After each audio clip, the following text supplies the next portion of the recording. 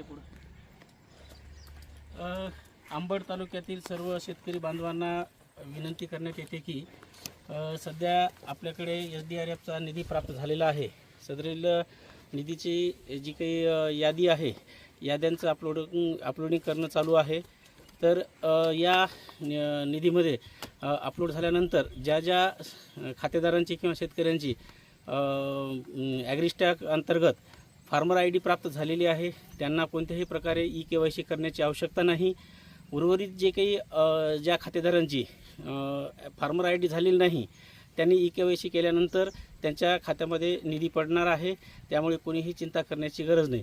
परंतु याद्वारे मी सर्व शेतकरी बांधवांना आवाहन करतो की आपली काही उर्वरित जे काही कोणी शेतकरी राहिले असतील फार्मर ID काढण्याचे, तर त्यांनी तात्काळ फार्मर ID काढून घ्यावं. त्यासोबतच अनेक शेतकऱ्यांचे सर्व गट त्या फार्मर IDमध्ये आलेले नाहीत. त्यामुळे काही चिंता करण्याची आवश्यकता नाही.